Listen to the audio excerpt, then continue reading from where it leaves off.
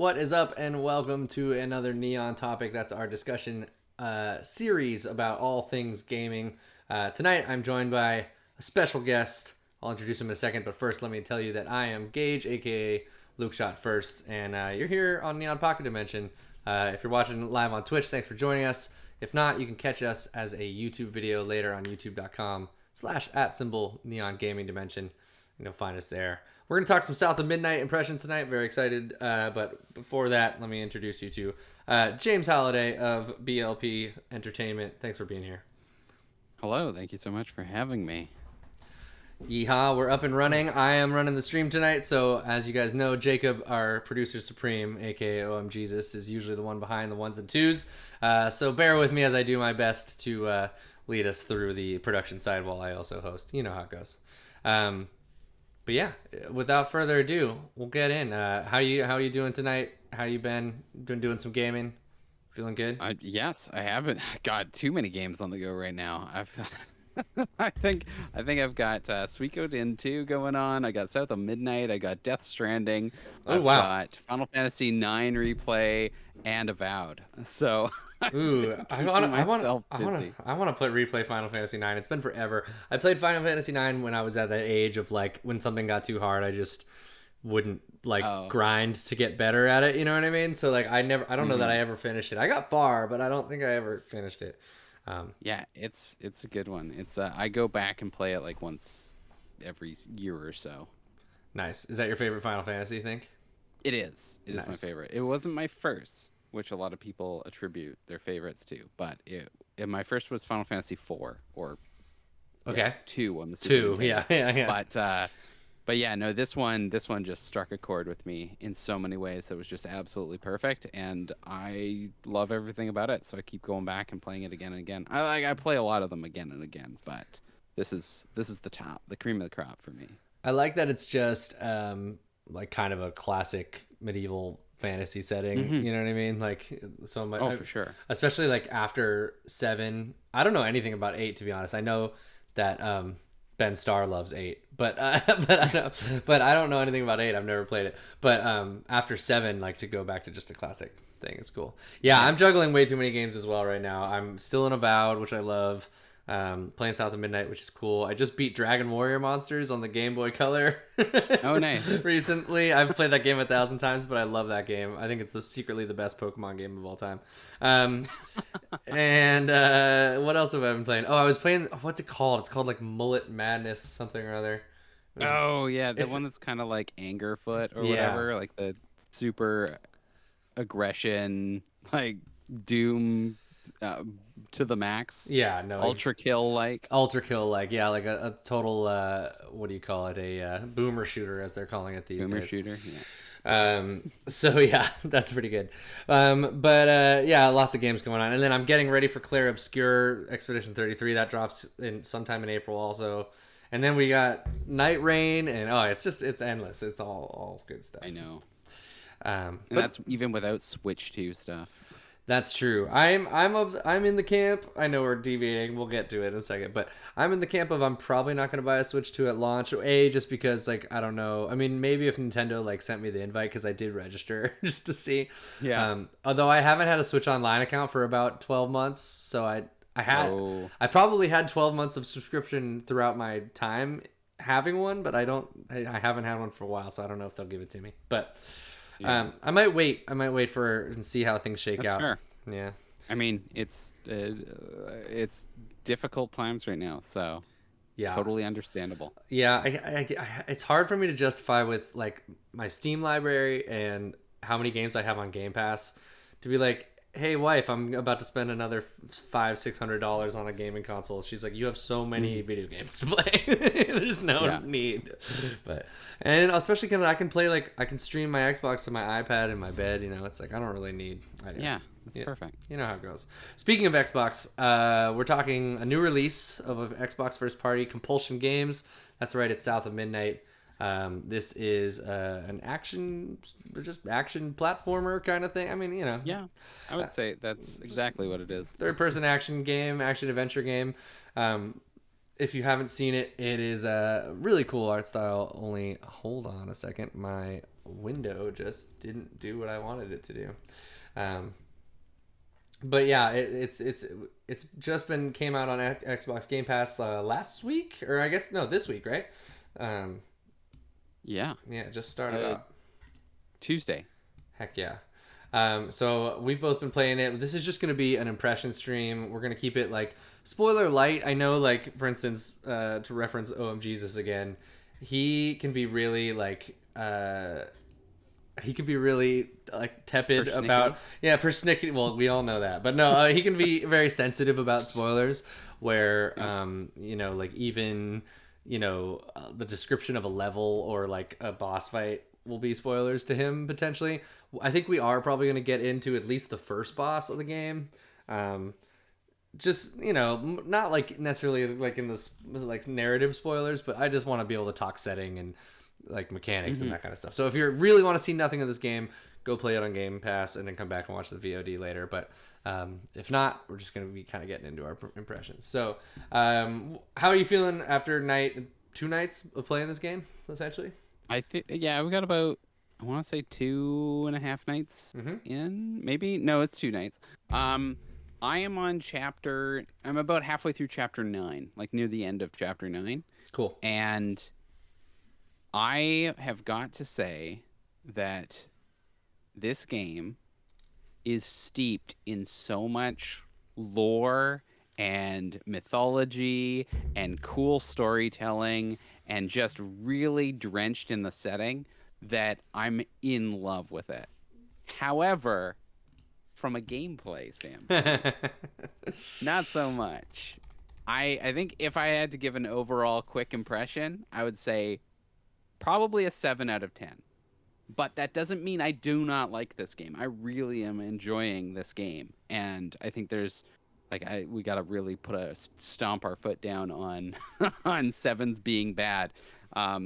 I think this game is really good. I think it's an absolute gem and a treasure, and it's worth a playthrough for sure. I think there's a lot to learn from it. I'm really enjoying the characters. Again, like I'm a huge mythology buff, so when it comes to like folk tales or tall tales or just even like religions, I am in love with their stories and what they use to justify things and stuff like that. And there's a certain character or monster in this game that is right up my alley for one of my favorite sort of tropes in lores, which involves I don't know, we can talk about it in the story and world stuff, but yeah, I'm really enjoying it. I can't wait to play more. Nice. Yeah, I think I'm right there with you. I think as far as like every moment of this game, I'm looking around and being like, wow, this environment is incredible and kind of unlike anything I've ever seen in gaming. Maybe with like other than maybe like some weird bogs in The Witcher 3 or something like that. But like, Hmm. like just a truly like interestingly populated world in a setting that is, obviously not like The Witcher, where it is very much rooted in the deep south and totally unique in, I mean, other than maybe like what was that? I can't remember. It was like Kentucky Route Zero is the only other game I know that Mm. I've played that was set in the South. But yeah, just marvelous landscapes and things that you're traversing. The characters themselves are really unique and interesting. The game has this really cool storybook mechanic, which we've seen before, but I still think is done really well and executed really well, especially because it's kind of like a chapter recap mechanic, which is kind of fun. Just kind of like transitions things nicely through the game. Uh, and like the boss fights we'll talk about, but what I think they're a fun spectacle, and the whole time I'm still interested. But like you said, I think mechanically this game leaves a lot to be desired. Um, Mm.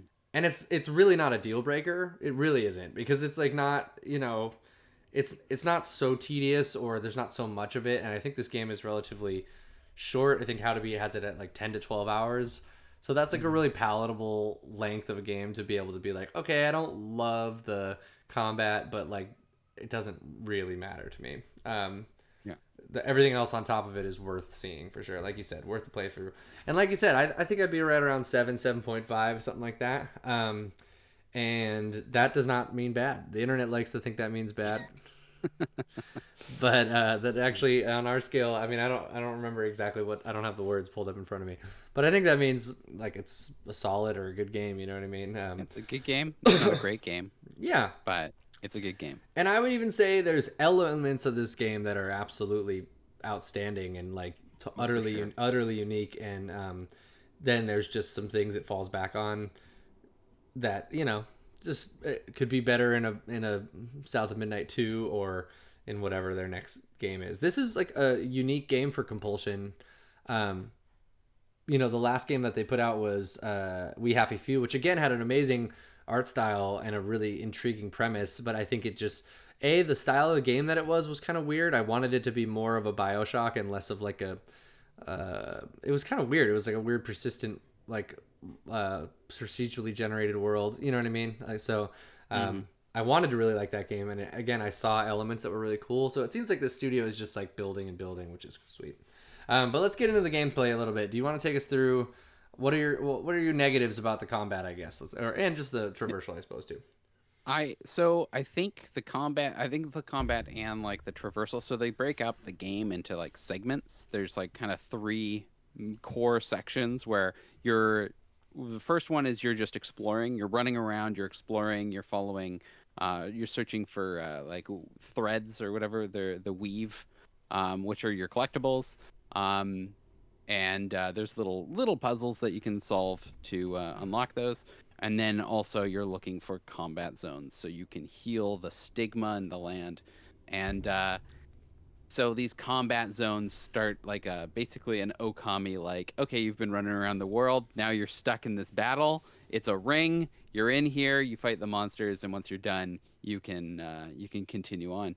And then finally, after you've collected enough stuff, there's like a running section where you run through the level. And I think honestly the running sections where you have to get to a bottle tree, those sections are by far the best and most tuned in 100%. sections of the game.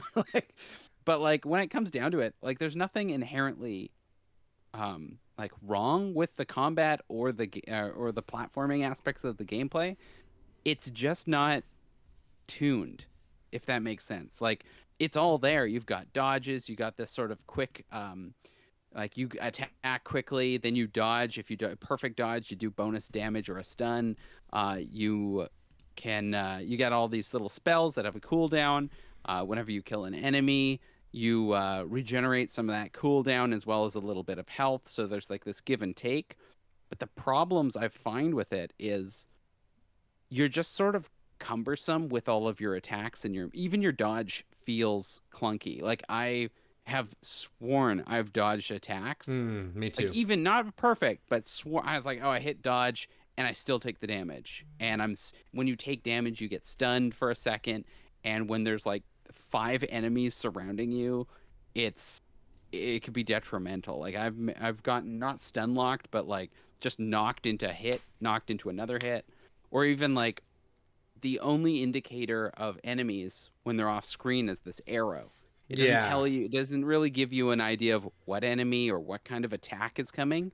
And they come in at different intervals. Like some enemies have this sort of charge up where like you have to dodge it just before they launch their shot. Others like they dash at you and swipe at you. Like it's just so half the time I see that red indicator and I go to dodge and I just dodge right into the attack and take damage. And I'm like, God, I want it to be a um, little bit more,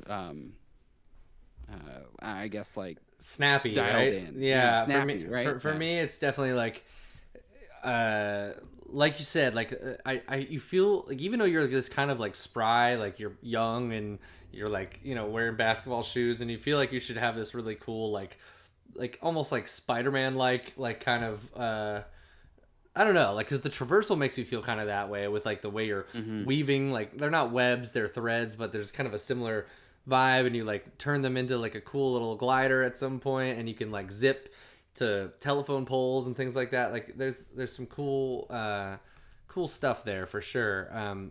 But I just find that like I don't know, there's just all this different like the big guys will send these like paths that are on these. It'll like there's an indicator that shows that it's a big like channel that you if you're within that like you'll get hit, and it just kind of like it never is like very easy to like find out where it is, and I'm not even like wanting it to be so telegraphed that it's like too easy, but it's just like I can't tell if I'm gonna get hit by it or not. And even in one of the bosses recently, I was feeling like I was definitely out of the area that I thought I should get hit, and I was still getting hit. So there's just some little things like that. And then also the way you attack, it's all like kind of on one button for the most part. I mean, there's other things with like your weaving spells, but there's like a whole you can hold down like if you're on Xbox you can which you probably are if you're not I guess I don't know if this is on PC right away, but either way you hit X you spam X to do your little quick attacks, and then you have to hold it down to do a power attack and kind of like guide where the power attack is going to land. And I never know like what my range is on that attack, or like it's weird. So yeah, I just find it all a little bit clunky, like you said. And then also the enemy variety is pretty lackluster. I mean, there's like these nests that have these little like bloat fly things that come out of them. There's like the bigger like kind of banshee looking guys, and then there's just kind of the classic enemy or whatever. And then there's like one sort of like a little mini boss version or something sometimes in the bottle collection sections. But yeah, it's just, they just throw a bunch of them at you, and you're just, like you said, you're just kind of in the corner being like, all right, I'm ready to be done with this now kind of thing. But I will say, other than the combat, I actually do like the gameplay. I think the traversal is pretty fun. It does feel a little bit clunky still. Like sometimes she feels a little heavier or a little more sluggish than I want her to. She drops like a freaking rock. Exactly, like exactly. Like realistic gravity here, but it's not like conducive to when you're trying to platform. Yeah. Especially when like you're jumping down onto a platform and you're like, oh, I can clearly see the distance here, I can make that, and you jump and you just plummet so fast that if you don't like dash or double jump or some other mechanism, you're gonna miss that target, and it's so hard to gauge when you're just on the fly sometimes. Yeah, no, definitely. I find myself dropping in the water a lot. It is pretty funny that like the excuse that they have for the reason why you have to like respawn when you go in the water is because it's full of like sewage, and you're like, it's like it's toxic water. You can't go in there. So yeah. And then there's lots of little alligators going around too, so you're like, oh, don't be doing that. I don't know if you did this, but I spent so long trying to jump on the alligators. Just to see. Yeah, totally. Totally. They have collision, but you just slide off them, and they don't do anything once you get in the water. You just teleport out. It would be good if they just went for you immediately. Yeah. And then there's some cool sections of the game with the little guy. What's his name? Crouton. He's pretty cute. Crouton, yeah. So now I'm at the point where you're throwing him around to do these little puzzles where he goes into little sections and finds stuff or turns on what do you call them, generators or things like that for you. So he's Crouton's a cute little guy, stitched together like abomination teddy or something. Like he doesn't have like any animal characteristics. He just looks like he's got like this stitched together section for a head, big rotund body, little like triangular legs and arms, and he just kind of waddles back and forth. And he's like, I guess the character Hazel's teddy that her mom made her or something. It looks like I don't know if there's a movie called Nine, which is like it's like a Tim Burton animation or something like that. It looks kind of like that as well. The stitch together. Yeah, exactly. Look, patchwork. But cool, and it, again, adds to the whole like just aesthetic of this entire experience type of thing. Like. Oh, that's not what I want. I was looking for Crouton, but I have a different window open. That's not doing that. There it is.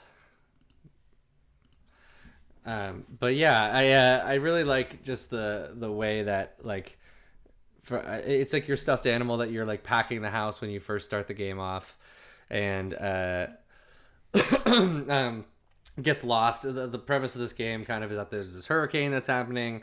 Your mom and your house. This all happens in the first few minutes of the game, so it's not really much of a spoiler. And actually, if we've seen it in preview footage, I think also. But your house gets swept away by the hurricane. It's like floating down river, and it's very much like a fairy tale version of this, in which like, you know, like fantastical stuff is happening. You get a glimpse at this like big creature lurking out there, and like yeah, so you kind of go running after your mom to figure out like where your house landed and all that stuff. So as of last night, I was like facing Two Toe Tom, which we've seen in trailer footage and stuff for this too, who like attacks you when you finally find your house and all that kind of stuff. But I like the boss fight. It was, you know, it's a pretty classic like kind of PS2 style boss fight where, you know, it's like there's a phase where it like throws some stuff at you, you dodge it a few times, and then, you know, another phase where it like goes into the water, you have to like ring a bell, like it's pretty, and then you come and you can attack one spot, that kind of thing. It's pretty classic, but I still think that there's a lot of character to it, and I like Tutotada in general. And then you do a cool thing where you collect these kind of spiritual memories, like the woven together memories as you go up to this boss fight, and it gives you like this whole backstory as to why Two-Toed Tom is the way he is, and like all that stuff. Like you said, it's just so rooted in like fairy tale or fables or like Yeah, yeah, tall tales, myths. and this is such like unique part of the world that I don't know any folklore really from, you know what I mean? So it's really fun to just like dive fully into that. Oh, for sure. I have like I don't know if you know much about like my history with like art and whatnot, but like I have a bachelor's in visual arts, and my big final project for graduating, I did 4 foot by 2 foot woodblock prints of myths and legends from the island I live on, which is Vancouver Island in Rad. Canada. Yeah, totally. And so I did stuff like I did a big piece on the Zunaqua, which is the wild woman of the woods who would like scoop up children. I did a piece on Cadborough Bay serpent, or the Caddy Bay serpent, Oh, cool. which is a sea serpent. And then we also had a real life woman not named, but called Cougar Annie. And she's a woman that lived kind of like on the roughest, dangerous side of the island, in a shack, who built like her own little garden and everything, and she hunted cougars and bears for bounties. Whoa. And Rad. and the wildest part of it is when I did it, I was showing like I show you do the thing where you share your shit on Facebook, and one of my first high school girlfriends reached out and said, "Oh, you're doing a piece on my great grandmother." Whoa, crazy. I was like, "No way!" It was wild, small world. But yeah, so I ended up doing all these things. So I love like getting into like the sort of the weeds of the myths and legends of local areas, and then I love comparing them to other legends across just across the planet, right? Because as a people, we come up with very similar story. Like I can't tell you how many mythologies have a shapeshifter and or a vampire, like 100%. like some form, right? I mean, I love like And I mean like there's the flood legend is the one that's like across yeah. everywhere, right? Or you know, Hmm. dragons or some form of like worm or serpent shows up and everything like that. Rotron chat says I've also hunted cougars when I was younger, but I think you're talking about something different. Agreed. Agreed. We are talking about something All different. right, yeah. This is Two-Toed Tom I'm showing here. I know you can't see it necessarily, but he is a giant alligator with a bit of an island kind of growing off the top of him. Part Kind of of reminds me of like the world serp or the world turtle or whatever, like the where it's got a whole like ant mass on his back. yeah, absolutely. Yeah, but he's pretty cool. And like I said, I enjoyed everything that led up to him, and then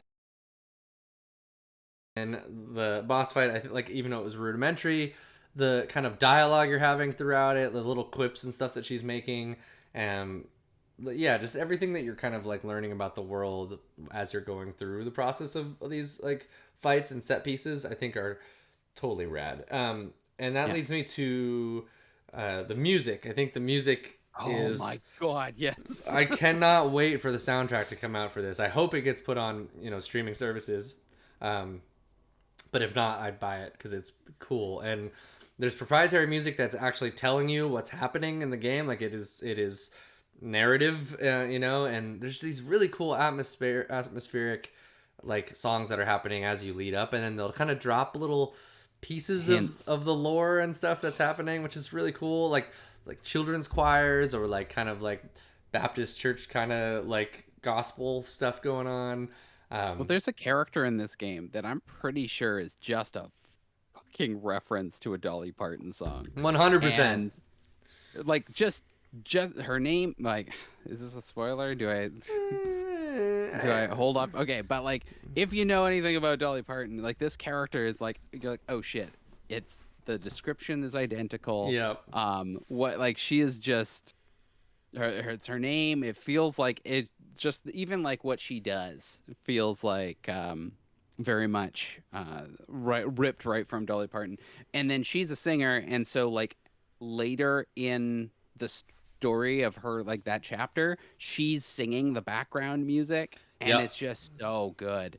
And it's brilliant. Like everything from, like, there's the next kind of like chapter afterwards, or maybe it's like a chapter or two later, but like there's like this one like enemy, and it's, you're going to towards it, like, but like they keep whispering it in the Mm, song, like the so name of it, cool. and you're like, oh, this is intense. Like, and it's like the mythologies, like I was familiar with the one that they were whispering, like just Hmm. outside of this mythology, but like Two-Toed Tom, like I'd never heard of him. I looked him up. Turns out it's a real tall tale. Yeah. It's a real myth about a 14-foot alligator that terrorized the where did it terrorize? I think it was, I want to say it was it's somewhere in the south. But uh there's another story, like in the very beginning, you notice like the first monster you notice is a giant like spider creature that's roaming across, like hunting down the house. And that's when your character Hazel Flood, great last name, I know, right? was like a little on the nose there. It went to the what is it, the Kojima school of naming Of characters. naming characters, yeah.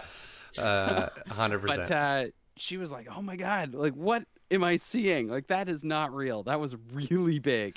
And later in the story, like characters start, like they start name dropping them, and it's like that that that character is not depicted the way as monstrous as it is in folklore. Yeah, yeah. She's more of a she's more of like Baba Yaga or the Wild Woman of the Woods, like I was speaking about earlier, or La Llorona. She's like just like sort of like the woman in black for like a small Alabama town in Alabama.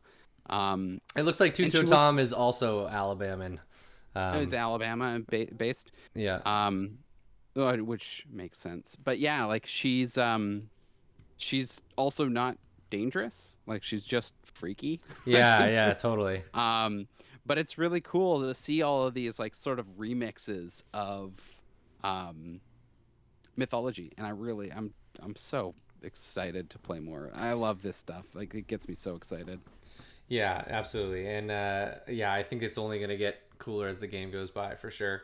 And then yeah, the music like it spans a whole bunch of different southern stuff. There was like a already in this game, and again, we're just in the first like few hours of this.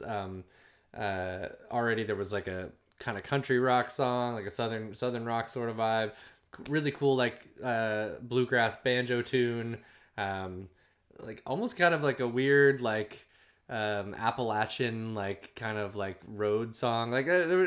It's surprised me, I guess is what I'll say, is that it's not just like kind of like Hollywoodized depiction of what the South like sounds and looks like. You know what I mean? It's like it feels more like if you've ever just traveled around America and what you get exposed to that way. So it's really cool.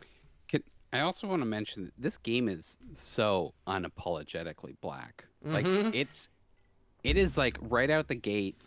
You are a black girl in with like growing up in a community. Like there are non-black characters in the story, but it is dominantly following her.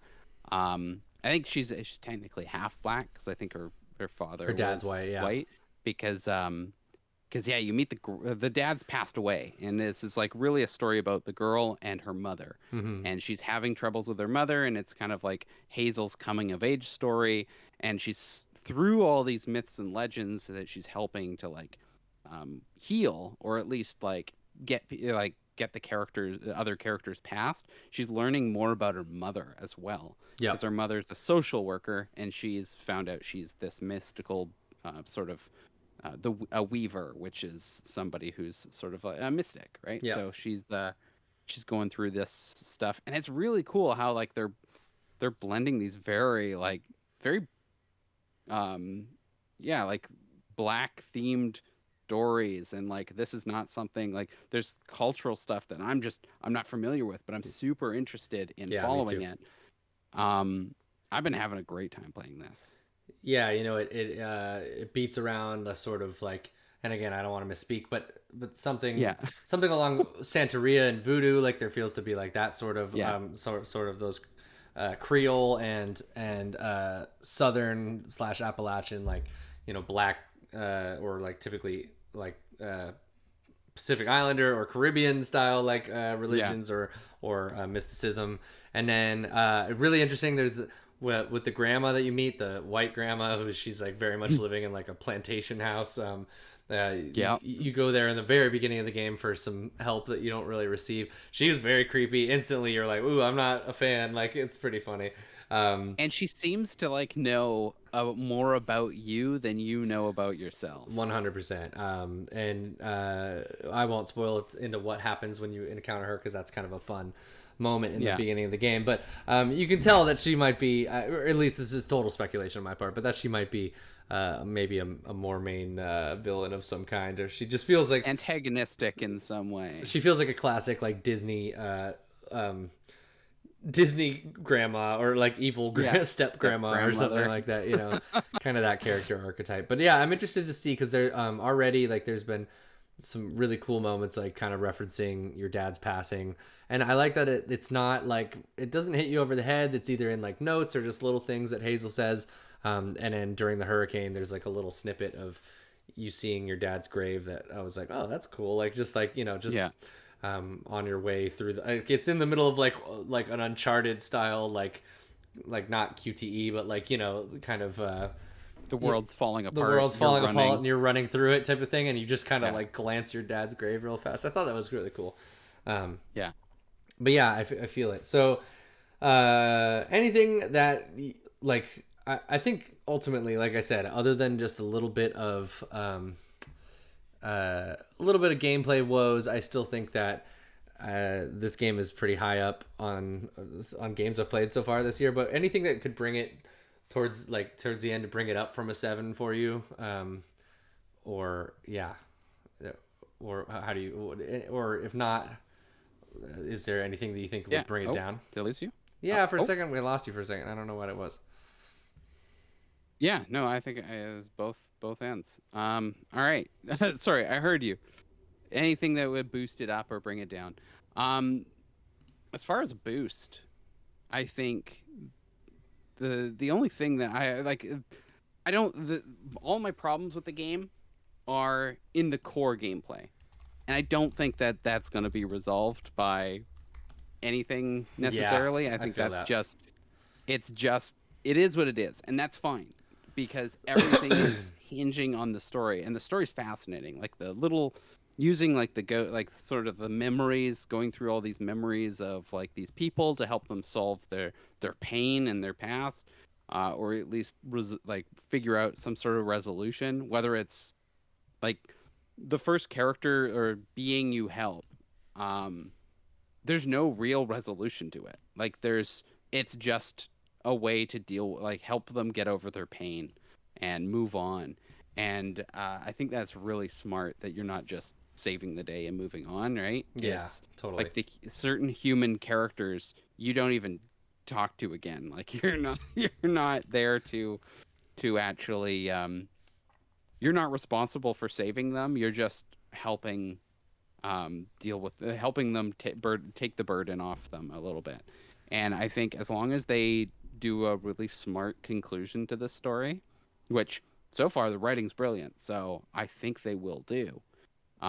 I think that would might bring it up a little bit for me. Like if leaves me truly affected at the end, like feeling that was an incredible experience, I'll definitely pop it up to an 8 or something like that. But yeah, just as far as the gameplay, it has whatever. I might, if I get too frustrated, I might even like knock it down to Yeah, difficulty or two. I was thinking that too. I might go to easy just because I'm playing this mostly for the story and the Yeah, setting of the world. You know what I mean? Because like, it's just not really about. It so far. It doesn't really feel like it's about like, I don't know, like getting good or anything like that. Where I'm gonna all of a yeah, sudden be like, oh, the combat's really clicking for me. I mean, I don't know. Maybe they'll add in some new power weaving powers or something that I'm like, oh, that feels cooler, or something like that. But we'll see how it goes. I'm I don't, you know, like I said, I don't think it's necessarily like horrible, but I just think it's like not the reason I'm playing this game. I'm a little bit bummed. I was telling Jacob just in a private conversation earlier this week, like I just played Kena Bridge of Spirits earlier this year, and yeah, as much as I'm happy I played that game because it was awesome, um, I'm a little bummed I played it before this game because I think it's very similar in the way that it's like a ultimately kind of a PlayStation 2 uh, style, like it's almost like a Zelda like or like an old school Zelda like. It's hmm, like, you know, puzzle-ish and platformy, and but the combat is really fun in that game. Um, and kind of challenging, but like the bow mechanics just feel really good, and the like the different like abilities that you get, and there's like even like slightly different styles of like the staff you're using, and I just think it's the same style of game where it's like really narrative driven and about the cool world that you're in, and it's just kind of like simplistic but meaningful puzzles, like a true action adventure game, but the combat is really satisfying in that game. And if this was mm. that, I would be like, hell yeah, but it's just not quite there, but that's all right. Yeah, heck yeah. Any other comments? I don't want to get too deep into it because, like I said, this game's out now and we want people to play it. This is just kind of an impression. It's not a full review. But Yeah. anything else you want to shout out about before we get out of here? Um, I love the choice of weapons. Oh yeah, Just the sort of like how like the weapons, everything, they're not real weapons. They're like needles almost, or like knitting needles, or some yeah. sort of I crocheting forget what they're called, but they're the things you like a shuttle maybe. I don't know. or Yeah, yeah, weaving yeah. For weaving. almost. Yeah. Yeah, And it's cool. Like it's just like um you're using these sort of like mundane sort of items that somebody would use to like you get like a spool from like a old like sort of what are like they sewing called, like machine. Yeah, the yeah, totally. Yeah. yeah, but yeah, you get a spool and that helps you collect your stuff, and then you get these needles Or and these from are a your spinning wheel weapons. is what you're talking about. Yeah, totally. Spinning Yeah, wheel, thank you. yes, Yeah, thank there it you. is. um and it just everything just feels so thematic, and it doesn't feel like too, it's not like she's just grabbed a sweet ass sword out of nowhere Yeah, and is yeah, I do like running that. I around, like that also. Yeah, like it's very rooted in like we're gonna base this on sort of like the culture, our culture, like the black culture down south, and we're really just gonna lean into it. And I can't stress how charmed I am by it. Like this is so cool. Like I love learning about stuff that's completely new, and this game has taught me a lot so far. So, yep. um, yeah, I think it's, if you're interested, or if you ever have like that sort of like interest in that sort of culture, that sort of Alabama, the New Orleans esque bayou Yeah, area, totally. like this is a game to check out. Yeah, absolutely. I think, like you said, it's just so unapologetically black in such a great and positive way. Like, I love. I mean, it's no secret that like in general in our media, we're exposed to really caricaturized and really like, um, just like inflamed like versions of what that looks like often of the time. And this is cool in where it's just an utterly immersive and just like letting the culture speak for itself without having much to say about it. You know what I mean? It's not. It's Hmm. not. it's not like trying to be provocative or by doing this. It's just like examining the same way any other game would, like a Nordic game would about Norse culture or whatever that is. You know what I mean? Like Yeah. it just doesn't feel like it's trying to like, be anything except for what it is, which is really cool. And like I'm fascinated by. I want more of this type of diversity in our stories, especially in video games, because it is fantastic by nature. There's this storybook thing happening. There's these, like you said, these folkloric characters who are, they're putting their own twists on them. They're not like the necessarily even like the storied versions of these things, but it's like that. This is the place to explore that type of stuff. And then you get some really real shit on top of it, like eviction notices on people's housing, and people who have been messed up by hurricanes, or like shitty bosses, or farming, like encroaching on people's land, or all sorts of just interesting stuff like that. And just everyone being equipped, like everyone knowing how to deal with a hurricane because it's been part of their lives, and them all like like in the beginning scene, even you're like, oh, I'm packing, I know how to do this, I've done this, like you can tell that she's done this a few times. Yeah. And that's just a crazy reality that like a big chunk of the country lives with. People always, when I was in California, they like, when I moved out east for a little while, they were like, how do you deal with the earthquakes? I'm like, it's really not it's not like what you're thinking it is. But I'm on that fault line too, right? So oh yeah, it's like totally. we've been waiting for the quote unquote the big one for Forever. Forever. Yeah, like in my whole life, we've been talking about like it's bound to happen, and it's like it could be now or it could be 200 years from now, but we know that the pressure's there and it could happen at any minute, right? Or thousands, we'll see. I know when I moved to Portland, I just happened to look up like what the blast radius from Mount Hood exploding would be. Oh my goodness. Because like we have 3 active volcanoes. We have St. Helens, which obviously blew, which is maybe means it won't blow for a while, and then Rainier, which is and then we have Rainier, which is in Seattle, or like just outside Seattle, and then Hood, which is just outside of Portland. So we're always on the lookout for that. But anyways, this is a really cool game for the culture, and I want to see more of it. And this is one of those things where I hope under Xbox's leadership that even if this game isn't the biggest like selling success, or even necessarily it's had some mixed reviews, I think, across the internet. But like, give this team another shot after this. Yeah. You know what I mean? Because it's like, it's obvious that they have the sauce. They just maybe need a little bit of gameplay help, or maybe they do more of like a narrative, like kind of Telltale-ish thing or something. I almost was like, I was thinking about it and I was like, could this game be better if it was like turn-based combat or whatever? Then I was like, no. I would be all over that. But it wouldn't match the gameplay of like the running, the jumping, the gliding, the Spider-Man-esque. I think they just need to either dial up the combat or dumb it down. Exactly. Yeah, I was like, this could be more of a narrative game, and I could just do the platforming and the puzzling and stuff, and it could literally just be like an X and Y combat, and then instead of having enemy arenas, like just have them out in the world. You know what I mean? Like but I understand that you have to do the little like cleaning the flood, or cleaning the taint or whatever. The stigma. There it is. I was like, whatever. It's not cleaning the taint. That's a whole different I was thinking like tainted, not like that part, but yes, that's good. That's good too. Hygiene is important for everyone. Man, that whole pig factory section, that was pretty gross. Oh yeah, holy shit. Yeah, man, they go there in this game. It's interesting. So it's not a game that's afraid to shy away from death. Or like of like any caliber. Like you're watching like these sort of flashbacks, and these are terrible things happening to people. Or like there's a particular one, I don't know if you're there yet, but like you start learning more about your grandmother's and your father's past. And holy shit, like that one is heavy. Brutal. Like you're like, oh, this explains a lot. And it kind of paints this picture that like everybody's flawed, no matter how good you are.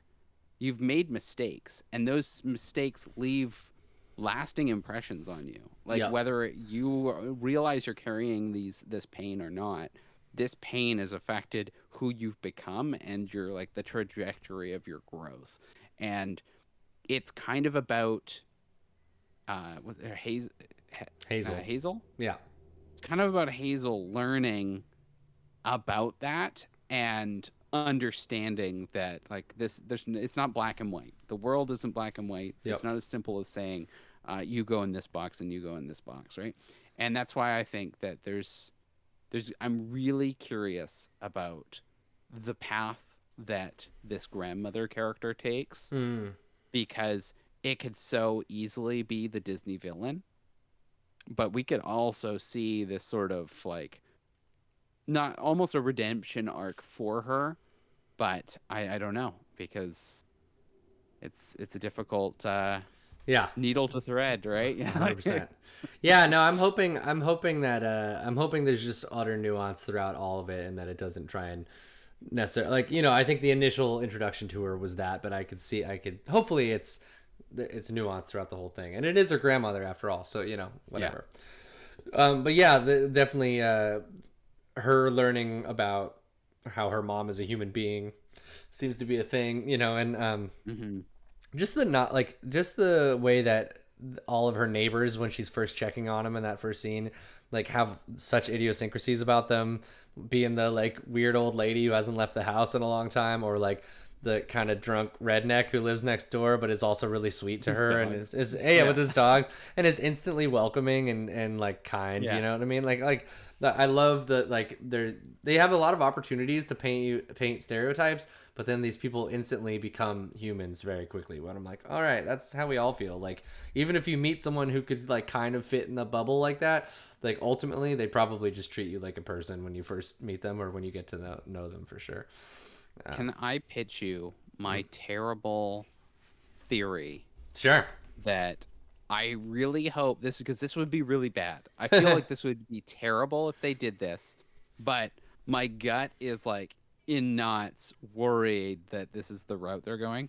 So in the very beginning of the game, you meet these people. You meet the old school teacher Mm-hmm. who she stays in her house. She doesn't really come out. Um, when you go into her house, the first thing you kind of your character's focused on are these little Figurine things, porcelain. ceramic, Yeah. porcelain, yeah, these dolls, and they're very clearly a representation of each major boss in the Yeah, game. 100%. Um, and then she like she runs off or whatever, and the house gets swept away, and she's following this. And then the next big moment is she jumps on the house and gets knocked off the house into the water, and that's where she first learns about the About power the of the thing. teleportation. Yeah. So I'm just saying, high speed wins. Girl in a sort of rural area gets in trouble, knocked out, Yep. whatever, Yep. Yep. and Yep. then suddenly all the world starts becoming magical. I'm really hoping they do not do a Wizard of Oh, Oz I know. styled I know. story where Uh, we're gonna find out she was dreaming the whole time, but she's overcome so much in her dream that she brings that into the real world, just like in the Wizard of Oz with Dorothy. I really hope they don't do that. yeah, But that was my you're gut instinct. The second that she fell in the water and got like teleported to land, Yep. going, and she's like, "Oh, what happened? What is going on? I just fell in the water." Because you also see flashes of like the mother in the house later screaming because she Hazel, watched yeah, her yeah. daughter fall into water, right? Yeah. And so Yeah. it's, I don't know. I'm Part of nervous. me, I'm nervous. I really don't want them to do that, because that's a real easy cop out. And I also I I've really, I've never really liked the Wizard of Oz, in that the moral of that story has always kind of like sat wrong with me, where it's like, even Yeah. though yeah she learned a lot of lessons, she's like, oh gee, like I sure am glad I'm back home in Kansas, you know what I Yeah. mean? And I'm like, no, the whole point of all you learning all that stuff is go out into the world and an adventure, and see all the color that exists, instead of anyways. It was all a dream as a terrible framing narrative. Yeah, it is. Or it's been done so many times that it's like, let's Yeah. leave it. Let's let that lie, for sure. So that was my gut instinct when I started playing. I don't know the ending. I really hope it's not that. And Yeah, I we'll just see. wanted to be on camera, recorded, In saying case this, you're right. Yeah, yeah. just in case. Yeah. Yeah, no spoilers. That was just speculation, everyone. Don't worry about Yeah, it. it's all speculation. Cool. All right. Well, this makes me want to go back and play some more, so I'm gonna go do that. Are you streaming more after this, or are you done for the I night? am. I'm going to be jumping into some Death Stranding Nice. as soon as we jump off here. So I'm continuing carrying packages across the UCA. Uh, Um, Shout out to my and friend Alton San Giovanni, who is one of the guitar players in Low Roar, who is what? the soundtrack for that whole game. I know, that's fantastic. Like the music, talking about great music. Yeah. Kojima can pick them. Let me tell you. Yeah, that when I That's so first cool. when I first heard that when that reveal trailer happened, I was like, "What is happening?" I was like, "Cause yeah, this guy was my music partner. We were in a band called Night People when I was in college and a little bit afterwards. It was electronic music and stuff, which is cool. But yeah, he's like." I don't know if he's in there full time, but he's definitely their touring guitarist, so that's cool. Okay. But yeah, good stuff. Fantastic. Anyways, well, this has been another Neon Topic discussion podcast. This time about our impressions of South of Midnight. Go play it; it's worth a play. Yeah, we'll be back on this channel with more stuff. We got lots of games content coming up because, like I said, Clair Obscur, Expedition 33 is coming out. We got Doom: The Dark Ages coming out. Elden Ring Night Rain. I'm sure we're going to be doing some streams of that. And then, of course, it's April. It's halfway through April already almost. And that means that May and then June comes along and we got Nintendo Switch release or Switch 2 release. We got Summer Games Fest and all those announcements. So lots of stuff coming up on this channel. So stay locked. And check out 5 Minute Gamer, which comes out every Monday on this channel. Then if you want to see our non-video game centered content, Neon Pocket Dimension, that's youtube.com/@Neon Pocket Dimension. And you can find us on Twitter and Blue Sky. Probably soon to not be Twitter, but we're just kind of waiting till everyone migrates over there entirely. But Blue Sky is really where we're focusing on. At NPD Squad is where you'll find us there. Go ahead and plug yourself, James. I'm James Halliday. You can follow me on Blue Sky at Butlord Primus, or yeah, it's at Butler Primus. I'm still very mature on that platform. And then you can follow me on Twitter, or not Twitter, but Twitch. God damn it, there's too many T names. There's too many T's. Get rid of. You can follow me on Twitch at twitch.tv/BLP Entertainment. Don't try and figure out what the BLP stands for. It's a mystery. Yeah, it is a mystery. It is. Well, yeah, thanks for joining me. Always happy to have you on, and we'll get you on some more for sure. You were playing Night Rain with us for a little bit, right? Yep. Yeah. I played Night Rain during the beta, and I had a lot of fun. I'm a huge Souls player, but I'm not a big multiplayer Souls. Like I'll play multiplayer Souls, but I don't like PvP. Me neither. I like PvE. Yeah. And I thought I was really nervous about what this game was, and when I actually got into it, I was like, "Shit, it's got the sauce. Like, yeah, it is fucking great. It's so much fun." I'm very excited for it for sure. I think because it's Elden Ring based, and I've already digested so much of the fucking lore for that game. I'm like, I'm not worried about the fact that I can't slow down and take in the world as much, because that was my main gripe. Is I was like, man, I really just want to like explore and see what the world is all about. But I think with this, I'm like, you know what? I already know. Let's just go. Let's hit it. And I hope that we fight an armored core on one of the nights. That's what I want. I want to fight. I want to fight Raven one of the nights, but maybe like a slower slower version. That's so Raven. That's so Raven. All right, y'all. Yeah, no, that's good. Yeah, I can't wait. Cool. So yeah, more game stuff coming up soon. But until next time, thanks for hanging out with us. We'll see you later.